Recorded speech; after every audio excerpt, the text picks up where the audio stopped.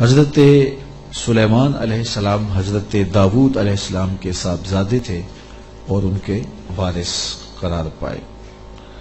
وَلَقَدْ آتَيْنَا دَاوُودَ وَسُلَيْمَانَ عِلْمًا، ارشاد فرمایا ہم نے حضرت داود اور حضرت سلیمان علیہ السلام کو علم عطا کیا۔ علماء نے لکھا ہے کہ اللہ نے انہیں اختیار دیا کہ یا حکومت لے لو، یا دولت لے لو، یا علم لے لو۔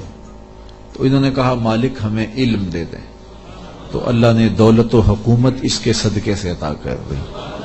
تو سب سے بڑی دولت علم ہے۔ تو یہاں کہا کہ ہم نے ان کو علم کے نور سے مالا مال کیا۔ اور اگر بنظر غور مطالعہ کریں تو علم ہی شہنشاہی ہے۔ اسی زمانے میں ایک ملک کو فتح کر لیا گیا اور بادشاہ گرفتار کر کے حاضر لایا گیا، تو جو فاتح تھا اس نے مفتوح کو کہا، اس بادشاہ کو کہا کہ ہم تجھے قتل نہیں کرتے، تمہیں جان کی امان دیتے ہیں، بلکہ اس حکومت میں تجھے عہدہ دینا چاہتے ہیں، اب تم بتاؤ کہ تمہیں کون سے منصب پہ رکھا جائے۔ تو اس نے کہا مجھے معلم لگا دو، مجھے استاد لگا دو۔ تو اس بادشاہ نے ہنس کے کہا پھر بادشاہی چاہتے ہو؟ تو یہ بادشاہی ہے، یہ شہنشاہی ہے علم۔ تو کہا ہم نے ان کو علم کی دولت سے مالا مال کیا۔ وقال الحمد للہ الذی فضلنا علی کثیر من عبادہ المؤمنین، انہوں نے اللہ کی بارگاہ میں عرض کی کہ ساری تعریفیں اللہ کے لیے ہیں جس نے ہمیں اپنے بہت سے مومن بندوں پر فضیلت بخشی ہے۔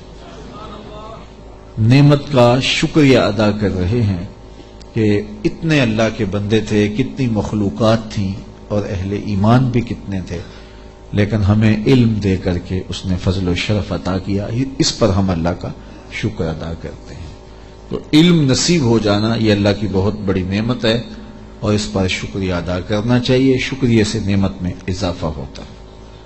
ووارث سلیمان و داود، اور حضرت سلیمان حضرت داود علیہ السلام کے وارث ہوئے۔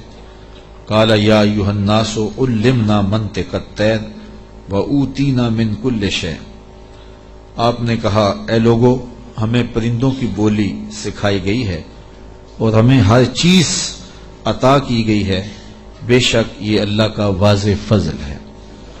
جو بھی ضروریات تھیں، تخت و تاج کے جو بھی تقاضے تھے، وہ سارے کے سارے آپ کو عطا کیے گئے۔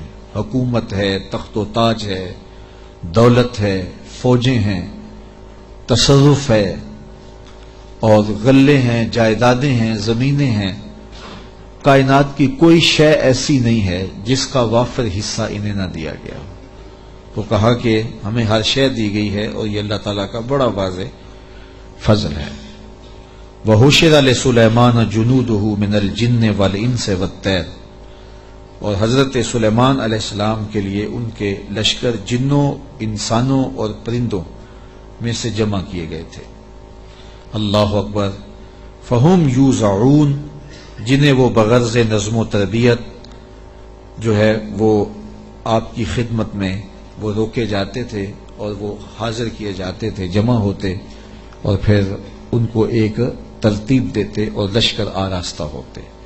یعنی آپ کی ملک میں انسان بھی تھے، جن بھی تھے آپ کے لشکر میں، اور پرندے بھی تھے۔ اور جب آپ کا لشکر چلتا تھا تو ایک سمت جن ہوتے، ایک سمت انسان ہوتے، اور اوپر پرندے پرواز کر رہے ہوتے۔ کتنی شان و شوکت پر مشتمل لشکر ہوتا حضرت سلیمان علیہ السلام کا۔ حتی اذا اتوا علی واد النمل، یہاں تک کہ جب وہ لشکر چیونٹیوں کے میدان میں آیا اور وہاں چیونٹیاں جمع تھیں، حضرت سلیمان اپنے پورے لشکر کے ساتھ، پوری شان و شوکت کے ساتھ جب وادی نمل میں داخل ہونے لگے، قالت نملۃ یا ایھا النمل ادخلوا مساکنکم، تو ایک چیونٹی نے کہا کہ اے چیونٹیوں اپنی رہائش گاہوں میں داخل ہو جاؤ، لا یحطمنکم سلیمان وجنودہ وہم لا یشعرون، حضرت سلیمان علیہ السلام اور ان کے لشکر تمہیں کچل نہ دیں اس حال میں کہ انہیں خبر بھی نہ ہو، التفات نہ کریں، توجہ نہ کریں، تم ننھی اور مہین مخلوق ہو اور ان کی توجہ تمہاری سمت نہ ہو اور وہ گزرتے ہوئے تمہیں رون ڈالیں، بے خبری میں ایسا ہو جائے تو تم جلدی کرو اپنی بلوں میں داخل ہو جاؤ۔ اس چیونٹی نے یہ بات اپنی ہم جولیوں سے کہی۔ حضرت امام فخر الدین رازی علیہ رحمہ اسی آیت کریمہ کی تفسیر میں لکھتے ہیں کہ اس چیونٹی کو یہ علم تھا کہ اللہ کے نبی کا لشکر جان بوجھ کر ننھی جان کو بھی ضائع نہیں کرتا، تو اس لیے اس نے کہا کہیں بے خبری میں تمہیں کچل نہ دیں۔ اگر ان کی توجہ ادھر ہوئی تو وہ ایسا کبھی نہیں کریں گے کہ تمہیں کچل ڈالیں۔ تو معلوم یہ ہوا کہ اللہ کے نبی کا لشکر، نبی کا تربیت یافتہ لشکر جان بوجھ کر ننھی جان کو بھی ضائع نہیں کرتا، اور جو جسموں کے ساتھ بم باندھ کر کے چھوٹے چھوٹے بچوں میں گھس جاتے ہیں اور بازاروں میں جا کے پھٹ جاتے ہیں اور پھر بعد میں بڑے فخر سے ذمہ داریاں قبول کرتے ہیں، یہ کسی نبی کا لشکر نہیں، شیطان کا لشکر۔ نبی کا تربیت یافتہ لشکر قرآن بتاتا ہے، یہ چیونٹی بھی جانتی تھی کہ نبی کی تعلیم اتنی واضح ہے اور نبی امن کا پیغمبر بھی ہوتا ہے، اس لیے کبھی ایسا نہیں ہو سکتا کہ نبی کا تربیت یافتہ لشکر ہو اور جان بوجھ کر کے ننھی جان کو بھی ضائع کرے۔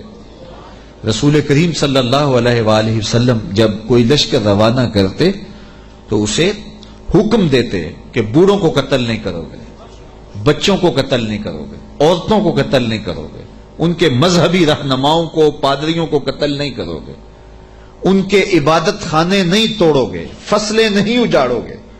یہ کافر جو تھے ان کافروں کے بچوں کو بھی قتل کرنے سے روک دیا گیا، کافروں کے بوڑھوں کو قتل کرنے سے بھی روک دیا گیا، اور جو کفار ہیں ان کی خواتین کے قتل سے بھی منع کر دیا گیا، اور جو مسلمانوں کی نسلیں کاٹ کے رکھ دے اور اس پہ ذمہ داریاں قبول کریں، کوئی بدبخت ہوگا جو ان کی حمایت کرے گا اور ان کو اسلام کا نمائندہ قرار دے گا، وہ دشمن اسلام ہو سکتے ہیں، اسلام کے نمائندے نہیں ہو سکتے۔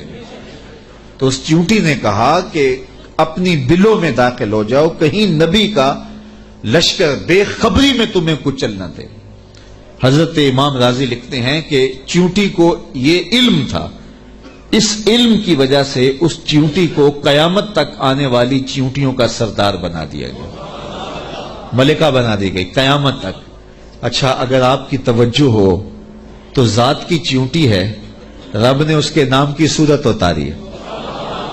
چیونٹی کی حیثیت کیا ہوتی ہے، لیکن وہ پیار کرنے لگی نا نبی سے، اور اس کو پتا تھا کہ نبی کی تعلیمات کیا ہوتی ہیں، تو اس تعلیم کے نتیجے میں ذات کی چیونٹی ہے، لیکن رب نے اس کے نام کی صورت اتار دی۔ تو اس چیونٹی نے کہا جلدی جلدی اپنی بلوں میں داخل ہو جاؤ، اللہ کے نبی کا لشکر کہیں تمہیں کچل نہ دے اور وہ دھیان نہ کرے، بے خبری میں کہیں ایسا نہ ہو جائے۔ اگر خبر ہوگی تو پھر کبھی ایسا نہیں ہو سکتا، کیونکہ نبی کی تربیت یہ ہے، وہ تو زندگیاں بانٹنے آیا ہے، زندگیاں چھیننے تو نہیں آیا، تو یہ ایسا نہیں ہوگا۔ فَتَبَسَّمَ ضَاحِكًا مِّن قَوْلِهَا، تو حضرت سلیمان پیغمبر نے جب چیونٹی کی اس بات کو سنا تو مسکرا پڑے۔ 3 میل دور تھے حضرت سلیمان علیہ السلام، اتنی دور سے چیونٹی نے کہا کہ جلدی جلدی بلوں میں چلی جاؤ، اللہ کے نبی کا لشکر کہیں بے خبری میں تمہیں کچل نہ دے۔ چیونٹی نے یہ بات کی تو حضرت سلیمان نے 3 میل دور سے سن لی اور پھر مسکرا بھی پڑے۔ اب 3 میل دور سے بات سنی جا سکتی ہے والا چیونٹی کی؟ یہ اس حال سے باہر جو چیونٹیاں چل رہی ہیں، کوئی شخص جو بڑا ہی جو ہے وہ باریک سماعتیں رکھتا ہو، کیا وہ یہاں بیٹھ کر کے چیونٹی کی بات جو باہر ہے اس کو سن سکتا ہے؟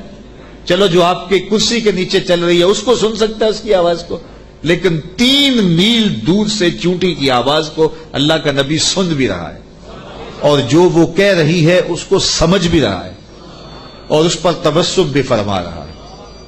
حضرات علماء فرماتے ہیں، جو تیوریات کے ماہرین ہیں، کہ چیونٹی کے منہ میں زبان نہیں ہوتی، پھر اس نے بات کیسے کر لی؟ ایک مہین سا وجود ہے تو اس کے منہ میں زبان نہیں ہوتی، دانت نہیں ہوتے، تو پھر بات کیسے کرتی ہے؟ اور حضرت سلیمان نے سن کیسے لی؟ تو کہا چیونٹی کے منہ کے قریب دو باریک سے بال ہوتے ہیں، مہین سے دو ریشے ہوتے ہیں، جب اس نے بات کرنی ہوتی ہے تو ان بالوں کو قریب کر کے رگڑتی ہے، اس رگڑنے سے جو آواز پیدا ہوتی ہے اس سے وہ اپنی ہم جولی کو کوئی میسج دے رہی ہوتی ہے۔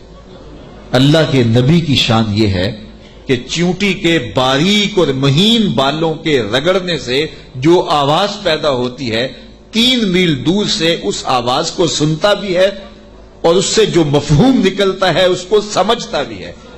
اور یہ اس نبی کی شان ہے جو ہاتھ باندھ کے مسجد اقصی میں تیرے نبی کے پیچھے کھڑا تھا۔ تو جب غلام کی یہ شان ہے تو امام کی شان کا عالم کیا ہوگا؟ یہ شان ہے خدمت گاروں کی، سرکار کا عالم۔ مولوی کا تو دماغ خراب ہو گیا کہ اس کی سماعتوں کو تول رہا ہے جس کے غلاموں کی سماعتوں کو نہیں تولا جا سکتا۔ اللہ اکبر۔ فتبسم ضاحکا من قولها، یہ میں نہیں کہہ رہا، یہ قرآن کہہ رہا ہے۔ حضرت سلیمان پیغمبر نے اس چونٹی کی بات کو سنا، سن کے سمجھے اور پھر تبسم کیا۔ اللہ اکبر۔ وقال رب اوزعنی ان اشکر نعمتک التی انعمت علی وعلی والدی وان اعمل صالحا ترضاہ وادخلنی برحمتک فی عبادک الصالحین۔ اور اللہ کی بارگاہ میں عرض کی حضرت سلیمان علیہ السلام نے کہ اے میرے پروردگار، مجھے اپنی توفیق سے اس بات پر قائم رکھ کہ میں تیری اس نعمت کا شکر بجا لاتا رہوں جو تو نے میرے اوپر کی اور میرے والدین کے اوپر کی۔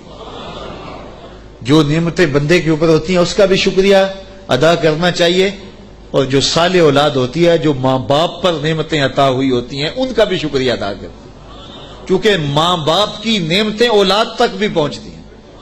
مجھے بتاؤ، اگر میں اور آپ کسی کافر کے گھر میں پیدا ہوتے، معاذ اللہ کسی ہندو یا سکھ کے گھر میں پیدا ہوتے، تو آج کیا ہمارے سینے میں ایمان کا چراغاں ہوتا؟ ہم کسی یہودی کے گھر میں پیدا ہوتے تو ہمارے گھر میں ایمان کی روشنی ہوتی؟ ہم کہتے ہیں ہم بڑے سیانے ہیں، بڑے سمجھدار ہیں، ہم مطالعہ کرتے، ہم مختلف ادیان کو پڑھتے اور پھر مسلمان ہو جاتے۔ کیا ایسا ہوتا یا کہ ہم اسی ظلمت اور اندھیرے میں ہوتے؟ تو پھر ہمارے ماں باپ تھے نا جو مسلمان تھے، اور ہم ان کی آغوش میں آئے تو اللہ نے وہ نور ہمیں بھی دیا۔ تو ہمیں اپنے اوپر ہونے والے اس کرم کا احسان کرنا، احسان جو ہے وہ اللہ کے حضور، اس کا شکر ادا کرنا چاہیے، اور ساتھ یہ بھی شکر ادا کرنا چاہیے کہ مالک تیرا کرم ہے کہ تو نے ہمارے ماں باپ کو دین دیا تھا، اور وہ نعمت ہمیں ان کی وساطت سے نصیب ہو گئی۔ علامہ اقبال کہا کرتے تھے، نام تو از پدر آموختم، حضور آپ کا نام میں نے اپنے باپ سے سیکھا تھا۔ وہ حضور کے عاشق تھے تو میں بھی حضور کا غلام بنا۔ ہمارے ماں باپ حضور کا نام لیتے تھے تو کیا کیفیتیں ہوتی تھی، آنکھوں میں آنسو آ جاتے تھے۔ تو آج چونکہ وہ حضور کے عاشق تھے، وہ حضور سے محبت کرنے والے تھے، وہ اولیاء کی چوکھٹوں پہ جانے والے تھے، تو آج اللہ نے یہ دولتیں ہمارے سینے میں بھی رکھی۔ تو جب اس نعمت کا شکریہ ادا کریں جو ہمارے وجود پر ہیں، تو ان نعمتوں کا شکریہ بھی ادا کریں جو ہمارے والدین پہ ہوئی ہیں۔ تو حضرت سلیمان نے یہ ہمیں شکر کرنے کا ایک عجیب طریقہ دیا، خوبصورت طریقہ دیا، اور عرض کی مالک میں ان نعمتوں کا شکر ادا کرتا ہوں جو تو نے میرے اوپر کی، اور ان نعمتوں کا بھی شکریہ میں ادا کرتا ہوں جو میرے ماں باپ پر کی۔ اللہ اکبر۔ اور مجھے یہ توفیق دے کہ میں ایسے نیک عمل کرتا رہوں جن سے تو راضی ہو۔ اللہ اکبر۔ اور مجھے اپنی خاص رحمت سے اپنے نیک بندوں میں داخل فرما لے۔ حضرت سلیمان علیہ السلام ایک دن اپنے لشکر کا جائزہ لیتے ہوئے پرندوں کی جانب نکلے۔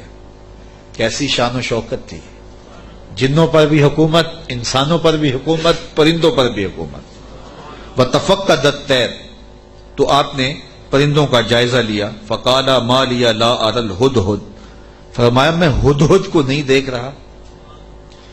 اور پھر فرمایا ام کان من الغائبین، وہ واقعی غائب ہو گیا ہے، لَأُعَذِّبَنَّهُ عَذَابًا شَدِيدًا، میں اس کو سخت عذاب دوں گا، او لَأَذْبَحَنَّهُ، یا اس کو میں ذبح کر دوں گا، او لَيَأْتِيَنِّي بِسُلْطَانٍ مُبِينٍ، یا وہ میری جانب میرے پاس اپنے بے قصور ہونے کی کوئی واضح دلیل لائے۔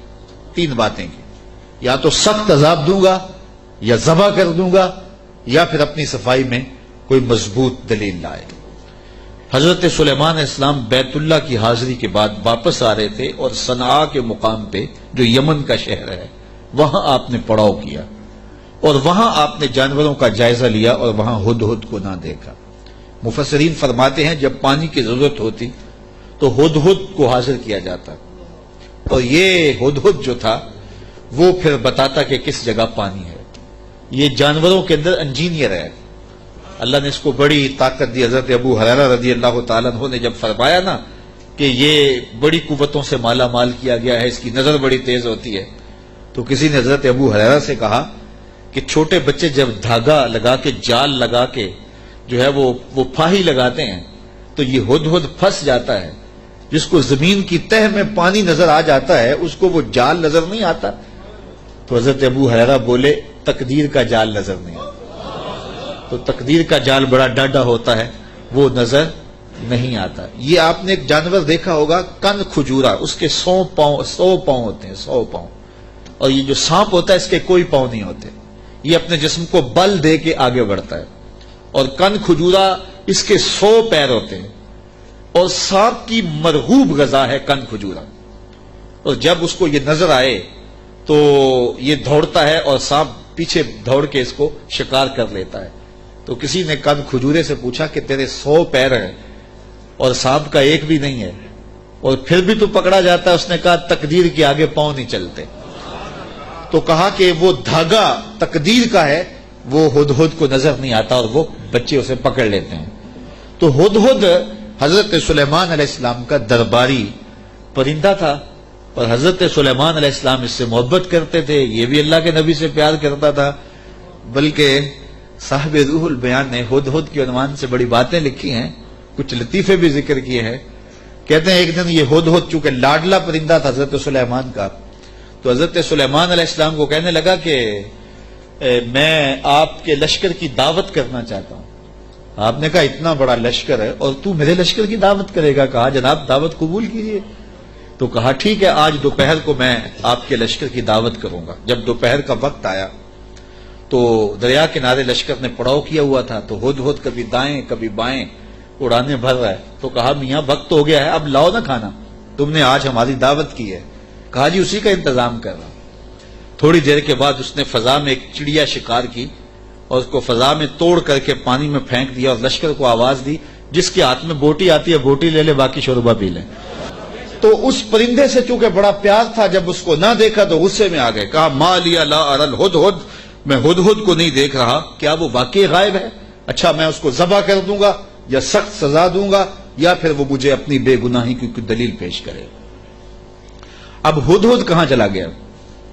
حضرات مفسرین لکھتے ہیں کہ وہ حضرت سلیمان علیہ السلام استراحت کرنے لگے تو وہ اڑ کے قریب ایک باغ میں چلا گیا. وہاں ایک اور اس کا ہم جنس ہدہد بیٹھا ہوا تھا. اس نے پوچھا کدھر سے آئے ہو؟ اس نے کہا کہ میں اپنے نبی کے ساتھ گیا تھا، اپنے شہنشاہ کے ساتھ گیا تھا اور ان کی حکومت جنوں پر بھی ہے، انسانوں پر بھی ہے، پرندوں پر بھی ہے. تو اس نے کہا کہ میری جو بادشاہ ہے میرے ملک وہ عورت ہے اور اس کا ایک تخت بہت بڑا، اور میں تمہیں دکھاؤں.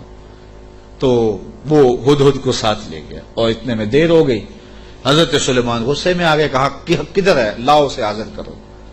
آپ کا جو درباری شہباز تھا وہ اڑا فضا میں بلند ہوا تو ہدہد آتا دکھائی دیا.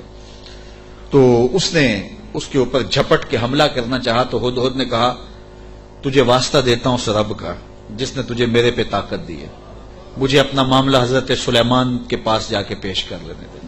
کہا انہوں نے کہا ہے کہ تجھے قتل کر دوں گا، ذبح کر دوں گا یا تجھے سخت سزا دوں گا، اب تو بچ نہیں پائے گا.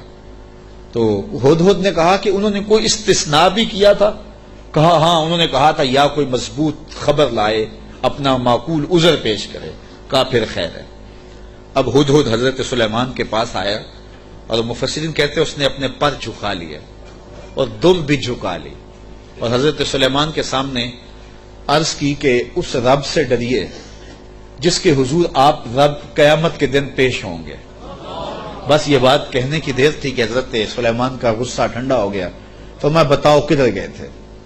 تو ہدہد نے کیا جواب دیا، سنو قرآن کیا کہتا ہے. فَمَكَثَ غَيْرَ بَعِيدٍ، تو پس وہ تھوڑی ہی دیر ٹھہرا تھا کہ وہ حاضر ہو گیا، اور حاضر ہو کے اس نے کہا فقال، اس نے کہا احطت بما لم تحط به وجئتک من سبأ بنبأ یقین، اس نے کہا کہ حضور میں ایسی بات معلوم کر کے آیا ہوں جس پر شاید آپ مطلع نہ تھے، اور میں آپ کے پاس ملک سبا کی ایک یقینی خبر لایا ہوں۔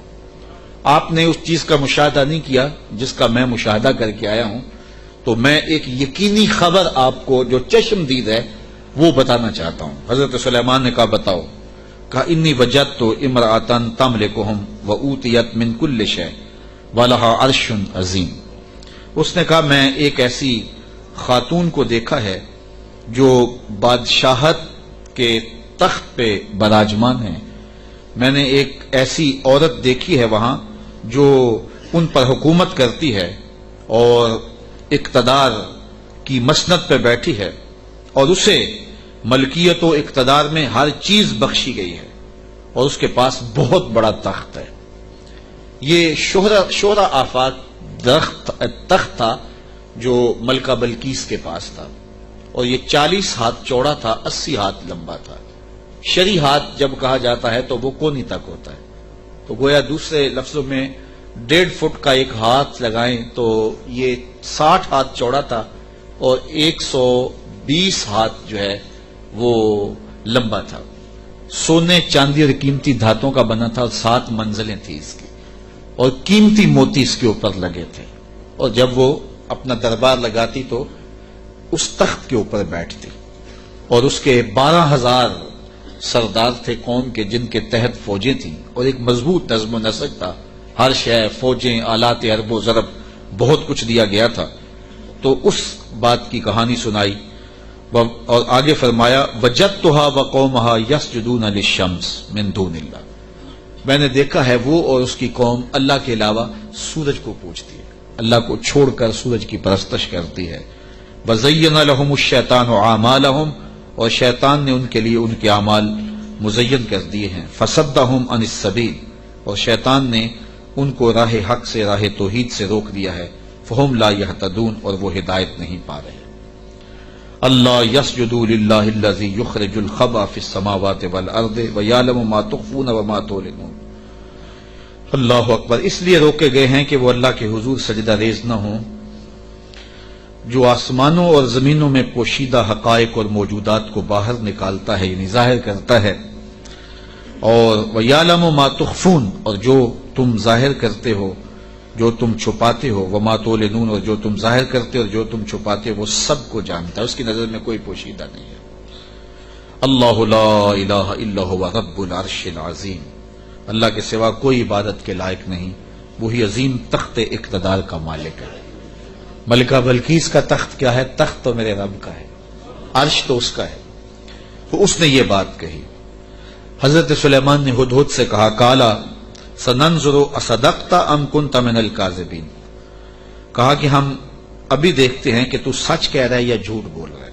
کالا سننظر اصدقت ام کنت من الکاذبین، تو سچا ہے یا جھوٹا ہے۔ اذهب بکتابی ھذا فالق الیہم ثم تولى عنہم فانظر ماذا یرجعون، آپ نے خط لکھا اور ہدہد کو دیا، کہا اس کو لے جاؤ اور یہ خط ان کی طرف ڈال دو، اور اس کے بعد ان کے پاس سے ہٹ جاؤ، پھر دیکھ کہ وہ کس بات کی طرف رجوع کرتے ہیں۔ اس خط کے اوپر حضرت سلیمان علیہ السلام نے تحریر کی، ہدہد کے سپرد کیا۔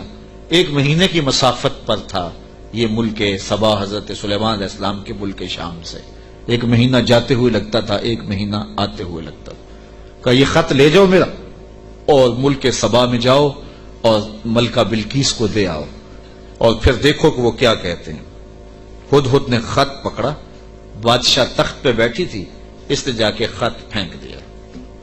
جب ملکہ نے خط پکڑا اور اس کو کھولا اور پڑھا، نبی کی جلالت تھی، کیونکہ صرف بادشاہ نہیں تھے، نبی بھی تھے، تو کہتے اس کا وجود کانپنے لگا، اور اس نے اپنی قوم کے سرداروں کو کہا کہ قالت یا ایھا الملأ انی القی الی کتاب کریم، اے میری قوم کے سرداروں، میری طرف ایک عزت والا خط ڈالا گیا ہے۔ علماء تفسیر نے لکھا ہے کہ یہ لفظ ہی اس کے لیے بہتری کی ضمانت بن گیا کہ اس نے نبی کے خط کو عزت والا خط کہا. بعد میں جو ہوا اور پھر وہ متی ہوئی اور اللہ نے اس کے لیے بہتریوں کے دروازے کھولے، وہ اس کی اس تکریم کی وجہ سے.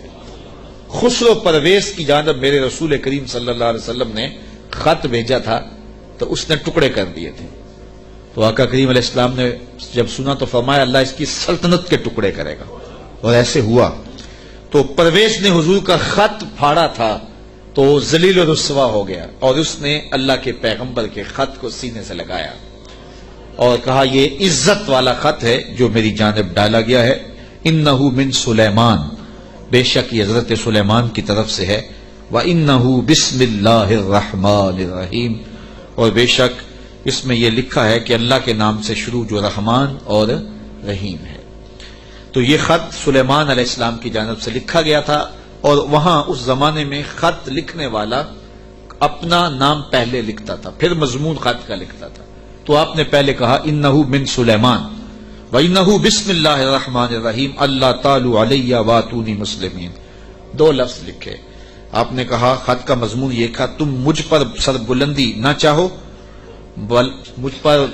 مجھ سے بڑا بننے کی کوشش نہ کرنا، سر بلندی نہ چاہو، اور فرما بردار ہو کہ میرے پاس حاضر ہو جاؤ. بس 2 لفظ تھے، حضرت سلیمان کی مہر تھی، اور یہ خط ہدہد نے جا کے ملکہ بلقیس کو دیا.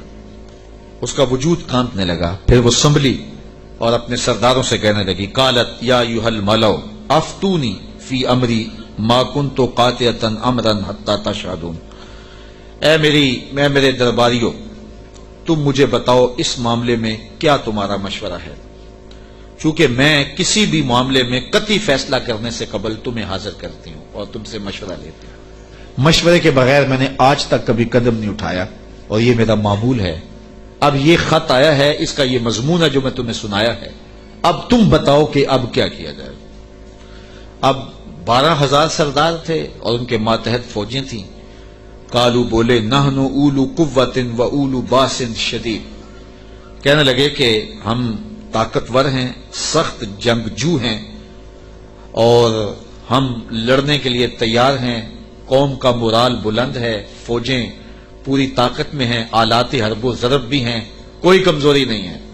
آپ اگر حکم دیں تو ہم حاضر ہیں. والامر الیک فانظری ماذا تامرین. لیکن معاملہ آپ کے ہاتھ میں ہی ہے، حکم آپ کا ہی چلے گا، لیکن ہماری جانب سے کوئی کمزوری نہیں. ہم بالکل تیار ہیں، مستعد ہیں، فعال ہیں، فوجیں تیار ہیں، مورال بلند ہے، لڑنے کے لیے آمادہ ہیں. تو اب آپ کا حکم ہے، کیا آپ حکم دیتی ہیں؟ قالت ان الملوک اذا دخلوا قرية افسدوها وجعلوا اعزة اهلها اذلة. ملکہ نے کہا کہ بے شک جب بادشاہ کسی بستی میں داخل ہوتے ہیں تو اسے برباد کر دیتے ہیں اور وہاں کے باعزت لوگوں کو ذلیل و رسوا کر ڈالتے ہیں، اور یہ لوگ یعنی بادشاہ اسی طرح کریں گے. تو اگر تم مجھے موقع دو، اور میرا مشورہ یہ ہے کہ میں وَإِنِّي مُرْسِلَةٌ إِلَيْهِمْ بِهَدِيَّةٍ، میں پہلے ان کی طرف کوئی ہدیہ بھیجتی ہوں. ہم لڑائی کا طبل نہ بجائیں، ہم پہلے ان کی طرف ہدیہ بھیجیں، پہلے دیکھیں. فَنَاظِرَةٌ بِمَا يَرْجُو الْمُرْسَلُونَ. پھر ہم دیکھتے ہیں کہ جو ہمارے قاصد گئے ہیں وہ کیا پیغام لاتے ہیں. اگر وہ ہمارے ہدیے کو قبول کر لیتے ہیں اور کوئی ہماری سیٹنگ ہو جاتی ہے تو پھر تو لڑائی کی ضرورت نہیں ہے. لڑائی بہت خطرناک ہوتی ہے، اس کے انجام بڑے بھیانک ہوتے ہیں. وہ تھی بڑی سمجھدار. فوجوں نے کہا ٹھیک ہے، جرنیلوں نے کہا لڑیں گے، اور سرداروں نے کہا قوم کا مورال بلند ہے، اور جو ہے وہ افسروں نے کہا کہ ہماری فوج بڑی ٹریننگ یافتہ ہے، ہمارے پاس آلات حرب و ضرب موجود ہیں، لڑیں گے. لیکن اس نے کہا صبر کرو، پہلے میں کوئی تحفہ دے کے قاصد بھیجتی ہوں. وہ قاصدوں کو کیا جواب دیتے ہیں؟ لڑائی تو آخری حل ہے، پھر ہم دیکھیں گے. فلما جاء سلیمان، جب قاصد حضرت سلیمان کے پاس آیا. کہتے ہیں وہ تحفہ کیا تھا؟ مفسرین نے لکھا ہے کہ وہ سونے کی اینٹ تھی، اور اس کو قیمتی کپڑے میں دیباج میں لپیٹ کر کے باقاعدہ اس کے لیے جو ہے وہ ایک چیز بنائی گئی، اور غلافوں میں لپیٹ کر کے وہ خادم حضرت سلیمان کے پاس قاصد لے کر حاضر ہوا کہ ان کو اینٹ پیش کریں. چونکہ سونے اور چاندی سے بادشاہ لوگ بڑے خوش ہوتے ہیں. حضرت سلیمان کو جب پتا چلا کہ ان کے قاصد آ رہے ہیں اور اللہ کے نبی نے نور نبوت سے دیکھا بھی وہ کیا لا رہے ہیں، تو جنوں کو کہا حاضر ہو جاؤ، حاضر ہو گئے. کہا 1000 سونے کی اینٹیں میرے تخت کے آگے فرش پر بچھا دو. تو جب اینٹیں بچھی ہوئی انہوں نے دیکھی تو وہ جو تحفہ لے کے آئے تھے سنبھال کے ایک اینٹ، انہوں نے دیکھا کہ وہ اینٹیں تو قدموں میں پڑی ہوئی. تو اب وہ تحفہ دیتے ہوئے شرم محسوس کرنے لگے. کیا دے؟ الٹے بانس بریلی کو، یہاں تو اینٹیں قدموں میں پڑی ہوئی ہیں. علاء الدین خلجی ساری زندگی تڑپتا رہا کہ حضرت خواجہ نظام الدین اولیاء کی بارگاہ میں حاضری دوں. آپ مانتے نہیں تھے، آپ کا مزاج ایسا تھا کہ شاہوں سے گریزاں تھے. تو اس نے بڑا زور کیا.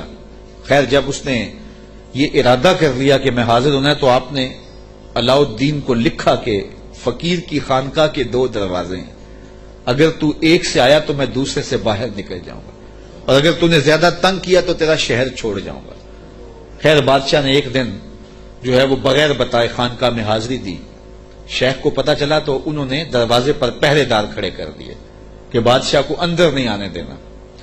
بادشاہ نے ان کے تیور پڑے فقیروں کے، تو یہ جو پیروں کے مرید ہوتے تو دیوانے ہیں. کہا کہ یہ تو مر جائیں گے لیکن شیخ کے دروازے سے اندر نہیں جانے دیں گے. تو بادشاہ کو شرارت سوجی تو اس نے کاغذ کے ٹکڑے پہ لکھا کہ یہ کیا ہوا کہ بادشاہوں کے دروازوں پہ بھی بواب چوکیدار اور فقیروں کے دروازے پہ بھی بواب. تو اندر سے شیخ نے اسی کاغذ کے ٹکڑے پہ بیک پہ اس کی پشت پہ لکھ کے بھیجا، فرق یہ ہے کہ بادشاہوں کے درباروں پر جو بواب ہوتے ہیں وہ فقیروں کو روکنے کے لیے ہوتے ہیں، اور جو فقیروں کی چوکھٹ پہ بواب ہوتے ہیں وہ امیروں کو روکنے کے لیے ہوتے ہیں. بادشاہ کہنے لگا کہ مجھے حضرت کی خانقاہ تو دیکھنے کی اجازت ہوگی.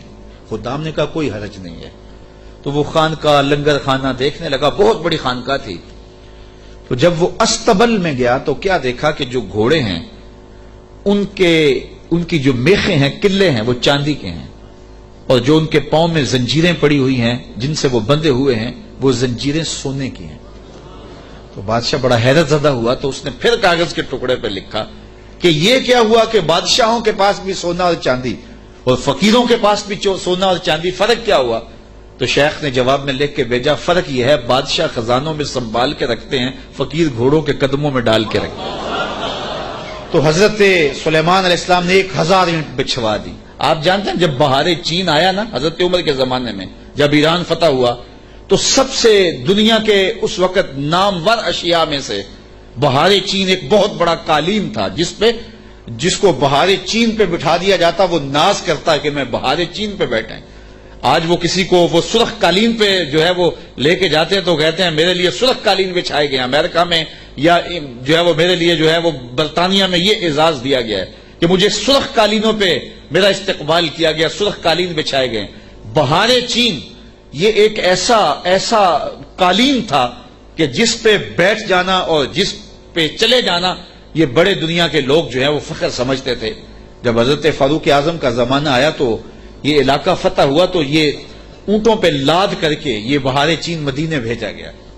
تو حضرت عمر کے پاس جب بہار چین آیا تو کہا کہ اب اس کو کہاں رکھے؟ تو کسی نے کہا جی مسجد نبوی میں بچھائیں. کہا یہ مسجد نبوی میں بچھے؟ وہاں کی جو چٹائیاں ہیں اس قالین سے افضل ہیں، وہاں اس کو یہاں نہیں بچھائیں گے. تو کہاں رکھے؟ حضرت عمر نے حکم دیا کہ مسجد نبوی کے باہر جہاں لوگ جوتے اتارتے ہیں وہاں رکھا جائے. اور وہ بہار چین جس پہ لوگ بیٹھنا اعزاز سمجھتے، لوگ وہاں جوتے پوچھ کے گزرتے تھے. تو فقیروں کی نظر میں کیا چیز ہوتی ہے ان چیزوں کی؟ تو 1000 اینٹ جب بچھی ہوئی دیکھی تو وہ کیا تحفہ دیتے؟ حضرت سلیمان علیہ السلام نے کہا کالا اتمدوننی بمال، تم مجھے مال سے میری مدد کرتے ہو؟ تم کیا سمجھتے ہو تم میرے پاس جو ہے وہ مال و دولت سے میری مدد کرنا چاہتے ہو؟ فما آتانی اللہ خیر مما آتاکم، اللہ نے جو مجھے دیا ہے وہ اس سے بہتر دیا ہے جو تم کو دیا ہے، تمہارے سے بہتر مجھے نوازا ہے. بل انتم بہدیتکم تفرحون، بلکہ اپنے ہدیے پہ تم خوش ہو کہ یہ مال ہے. ہم مال کے ہدیے کو قبول نہیں کرتے. ایک طرف سورج کو پوجا جا رہا ہے، رب کے ساتھ شریک ٹھہرایا جا رہا ہے، اور میں ایک اینٹ لے کے راضی ہو جاؤں سونے کی اور تم اللہ کی مخالفت کرتے رہو. یہاں سمجھنے کے لیے بہت کچھ ہے کہ اللہ کے حکموں کی نافرمانی کر رہا ہو اور پیر صاحب کو نذرانہ دے دے اور پیر صاحب یہیں چپ ہو جائے کہ کوئی نہیں مجھے نذرانہ مل گیا، یہ سمجھنے کے لیے کافی ہے۔ سونے کی اینٹ لے کے آئے ہیں، فرمایا وہ بتوں کو پوج رہے ہیں، وہ سورج کو پوج رہے ہیں اور مجھے اس نذرانے سے چپ کروانا چاہتے ہیں، ایسا نہیں ہوگا۔ اور آپ نے اس قاصد کو پیغام دیا، ارجع الیہم، جا ان کے پاس اور ان کو بتا جا کے کہ فَلَنَاتِيَنَّهُمْ بِجُنُودٍ لَا قِبَلَ لَهُمْ بِهَا وَلَنُخْرِجَنَّهُمْ مِنْهَا أَذِلَّةً وَهُمْ صَاغِرُونَ، ان کو جا کے بتا کہ ہم ایسا لشکر لے کے آ رہے ہیں جس کا تم مقابلہ نہیں کر پاؤ گے اور تمہیں ذلیل کر کے رسوا کر کے شہروں سے نکالے گے، تیار ہو جاؤ۔ حضرت سلیمان نے اس قاصد کو پیغام بھیجا۔ جب اس نے جا کے پیغام دیا اور حضرت سلیمان کے دربار کی کہانیاں سنائیں تو پھر لڑائی کی ہمت کس کو ہوتی؟ نبی کو اللہ نے روب دیا ہوتا ہے، نبی کا روب جو ہے وہ لوگوں پہ پڑ جاتا ہے۔ اللہ اکبر، تو کس کو ہمت ہوتی؟ ملکہ بلقیس نے کہا کہ اب میں خود جاتی ہوں، تو وہ خود تیار ہوئی اور وہ حضرت سلیمان کی بارگاہ میں حاضر ہونے کے لیے ملک سبا سے چلی۔ ادھر بھی وقت گزرتا گیا، جب 3 فرسخ دور وہ دربار سے رہ گئی، 1 فرسخ اور 3 فرسخ 5 کلومیٹر لگا لے، آپ یہ کہہ لیں کہ وہ بائی پاس پہ یا وہ یہ چناب پل پہ اتنے فاصلے پہ جب اس کا آنا ہوا تو حضرت سلیمان بیٹھے تھے اور آپ نے اپنے درباریوں سے کہا، قال یا ایھا الملأ ایکم یاتینی بعرشھا قبل ان یاتونی مسلمین۔ دربار لگا تھا، جن بھی بیٹھے تھے، انسان بھی بیٹھے تھے، پرندے بھی تھے۔ آپ نے کہا میرے درباریوں، وہ بلقیس آ گئی ہے، یہاں قریب ہی آ گئی ہے، تو اس کا وہ تخت جس پہ اسے ناز ہے، کوئی ہے جو اٹھا لائے اس کے لانے سے پہلے؟ کیسی شان حضرت سلیمان کی، وہ بائی پاس پہ آ گئی ہے اور تخت 1 مہینہ جاتے ہوئے لگتا ہے، 1 مہینہ آتے ہوئے لگتا ہے۔ یہ طاقتیں ہیں اللہ کے بندوں کی، اللہ اکبر۔ تو کہا وہ تو ادھر آ گئی ہے، تو کوئی ہے جو اس کا تخت جا کے جلدی جلدی اٹھا لائے؟ تو جب آپ نے یہ بات کہی تو ایک جن اٹھا، قال عفریت من الجن انا آتیک بہ، ایک جن کہنے لگا حضرت میں لاتا ہوں۔ کب لاؤ گے؟ قبل ان تقوم من مقامک، آپ کی مجلس ختم ہونے سے پہلے پہلے حاضر کر دیتا ہوں۔ اور مجلس ختم ہوتی تھی زوال کے وقت، دوپہر کے وقت، صبح شروع ہوتی اور دوپہر کو ختم ہو جاتی، تو کچہری لگی تھی، کہا کچہری ختم ہونے سے پہلے پہلے میں لے آتا ہوں۔ وَإِنِّي عَلَيْهِ لَقَوِيٌّ أَمِينٌ، طاقتور بھی ہوں، لے بھی آؤں گا اور امین بھی ہوں، کوئی ایک موتی بھی ضائع نہیں ہوگا، تو تخت میں لے کے آتا ہوں۔ اور 1 مہینہ میں نے عرض کیا جاتے ہوئے لگتا ہے، 1 مہینہ کئی ہاتھ موٹا تھا، 7 منزلیں تھیں، 40 ہاتھ چوڑا تھا، 80 ہاتھ لمبا تھا، سونے اور چاندی اور قیمتی جواہر سے مرصع تھا اور 7 کوٹریوں میں مکفل تھا، تالے لگے تھے، پہرے دار کھڑے تھے، جیب میں ڈال کے بھی لانا ہو پھر بھی 2 مہینے چاہیے۔ اور اس تخت کو لانے کا کہا دوپہر تک لے آتا ہوں۔ بڑی بات تھی نا، حضرت سلیمان خوش ہو جاتے کہ بڑی بات ہے، تو میں نہیں، مجھے اس سے بھی پہلے چاہیے، مجھے اس سے بھی پہلے چاہیے۔ پھر وہ اٹھا جس کے سینے میں زبور کا علم تھا، قال الذی عندہ علم من الکتاب، پھر وہ شخص کھڑا ہوا جس کے سینے میں علم زبور تھا، وہ آپ کا خالہ زاد بھی تھا، آپ کا صحابی بھی تھا، عاصب بن برخیہ نام علماء تفسیر نے بتایا ہے، اور اسے اسم اعظم آتا تھا۔ وہ کھڑا ہو گیا، اس نے کہا انا آتی کا بہی، حضرت میں لے آتا ہوں۔ کہا کب لاؤ گے؟ وہ تو دوپہر تک کا وقت دے رہا ہے، تم کب لاؤ گے؟ تو سنو اس نے کیا کہا، بولا قبل ان یرتد الیک طرفک، حضور آپ آنکھ بعد میں جھپکیں گے، تخت پہلے پڑا ہوگا، آپ آنکھ بعد میں جھپکیں گے، تخت پہلے پڑا ہوگا۔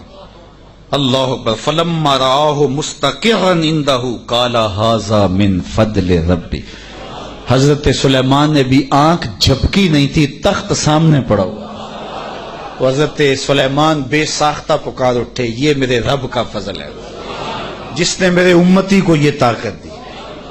یار بنی اسرائیل کے نبی کے امتی کی یہ شان، تو بنی اسرائیل کے یہ نبی مقتدی بن کے جس کے امام کے پیچھے کھڑے تھے مسجد اقصی میں، اس امام کی شان کا عالم کیا ہو؟ یہ شان ہے خدمت گاروں کی، سرکار کا عالم۔ کہا میں لاتا ہوں، اور اس کے آنے سے پہلے کہ حضرت آنکھ جھپکنے سے پہلے حاضر کر دوں۔ اور حضرت سلیمان نے ابھی آنکھ جھپکی نہیں، تخت سامنے پڑا ہوا تھا۔ اللہ اکبر۔ لیبلونی ااشکر ام اکفر، کہا کہ میرے رب نے مجھے آزمایا ہے، میرا رب مجھے پرکھتا ہے کہ میں اس کا شکر کرتا ہوں یا کفران کرتا ہوں یا انکار کرتا ہوں۔ اللہ اکبر۔ فرمایا ومن شکر فانما یشکر لنفسہ، جو شکر کرتا ہے وہ اپنے لیے ہی شکر کرتا ہے، اللہ کا کیا فائدہ کرے گا، اپنا ہی فائدہ ہوگا۔ تو میں اس کا شکر کرتا ہوں جس نے میرے ایک امتی کو یہ طاقت عطا کی، یہ شان عطا کی۔ یار جب بنی اسرائیل کے ایک ولی کی یہ شان ہے تو اس امت کے اولیاء کی شان کا عالم کیا ہوگا۔ صرف ایک واقعہ، شہر بخارا میں، شہر کابل میں حضرت امام شاہ نقش بند بخاری علیہ رحمہ تشریف لائے تو لوگوں کا ہجوم ہو گیا۔ بادشاہ وقت کی لونڈی وہاں سے گزرتے ہوئے رکی تو لوگوں کا ہجوم دیکھا، کہا ماجرا کیا ہے؟ کہا بخارے والے پیر آئے ہوئے ہیں۔ تو کہا یہ پیر کیا ہوتے ہیں؟ لوگوں نے بتایا یہ اصلاح قلب کرنے والے لوگ ہوتے ہیں، یہ دلوں کے حکیم ہوتے ہیں، ڈاکٹر ہوتے ہیں، اور یہ باطن کی صفائیاں کرنے والے لوگ ہوتے ہیں، اور اللہ نے ان کو تکوینی اور تشریعی طاقتیں بھی عطا کی ہوئی ہوتی ہیں، اور کبھی ایسا ہوتا ہے کہ یہ اوکھے ویلے کام بھی آتے ہیں۔ اس نے سوچا کہ شیخ سے نسبت قائم کر لینے میں کوئی حرج نہیں ہے، تو اس نے حضرت شاہ نقش بند بخاری کی بیعت کر لی۔ چلو پیر تو کوئی ہونا چاہیے، تو انہوں نے ان سے بیعت کر لی۔ شیخ نے جو وظائف بتائے اور تلقین کی، ذکر کی اور اچھائی کی طرف سبق دیے، تو صالحہ تو وہ پہلے ہی تھی لیکن مزید رنگ چڑھ گیا۔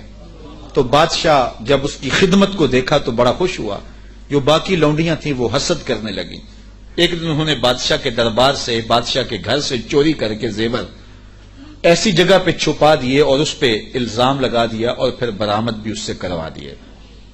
بادشاہ کو بڑا غصہ آیا کہ میں نے اس پہ اتنا اعتماد کیا تھا اور یہ بڑی لمبی نمازیں پڑھتی تھی۔ بادشاہ نے حکم دیا کہ اس کو چوبارے پہ لے جاؤ اور وہاں سے دھکا دے دو۔ بادشاہ کے محل کی چھت پہ لے جایا گیا۔ اس نے لاکھ کہا کہ میرا جرم نہیں ہے، لیکن بادشاہ ہوتے ہیں، تو چھت پہ لے جایا گیا۔ جب دھکا دینے لگے تو اس کو اب یاد آیا کہ میں نے سنا تھا اوکھے ویلے پیر کام آتے ہیں، تو اس نے بخارے کی طرف منہ کر کے کہا شیعہ للہ چوں گدائے مستمند المدد خواہم ز شاہ نقش بند۔ سنا ہے اوکھے ویلے پیر کام آتے ہیں، اس سے اوکھا ویلا میرے پہ تو نہیں آ سکتا۔ یہ اس نے کہا تو پیچھے جلاد نے دھکا دے دیا۔ جب نیچے آئی تو حضرت شاہ نقش بند بخاری کا دامن پھیلا ہوا تھا۔ آپ نے آرام سے پکڑ کے نیچے رکھ دیا تو اس نے حیرت سے پوچھا حضرت آپ کب آئے ہیں؟ تو شاہ نقش بند بخاری فرمانے لگے تو از چبارہ آمدی من از بخارا آمدم، تو چبارے سے چل پڑی تھی میں بخارے سے چل پڑا۔ تو کہا حضرت آنکھ جھپکنے سے قبل وہ تخت حاضر کر دوں گا۔ جب تخت حاضر ہو گیا کہا یہ میرے رب کا فضل ہے جس نے مجھے اتنی طاقت عطا فرمائی۔ ومن کفر فإن ربی غنی کریم، اور اگر کوئی ولیوں کی اس طاقت کو نہیں مانتا، نبیوں کی اس طاقت کو نہیں مانتا، اللہ کے بندوں کی طاقتوں کو نہیں مانتا، اللہ کو پرواہ بھی کوئی نہیں۔ نہ مانے کوئی، اللہ کو کیا پرواہ ہے، وہ غنی بھی ہے اور کریم بھی ہے۔ کالا نکروا لہا عرشہا ننظر اتہتدی ام تکون من الذین لا یہتدون۔ آپ نے فرمایا جلدی جلدی کرو، تخت کا حلیہ بھی بدل دو، اس کی شکل جلدی جلدی تبدیل کر دو، تاکہ جب وہ آئے تو ہم دیکھیں کہ وہ اس کو پہچانتی ہے یا نہیں پہچانتی۔ تو تخت کا حلیہ بدل دیا گیا۔ فلما جاءت، جب ملکہ بلقیس پہنچی، قیل اہاکذا عرشک، کہا تیرا بھی اس جیسا کوئی تخت ہے؟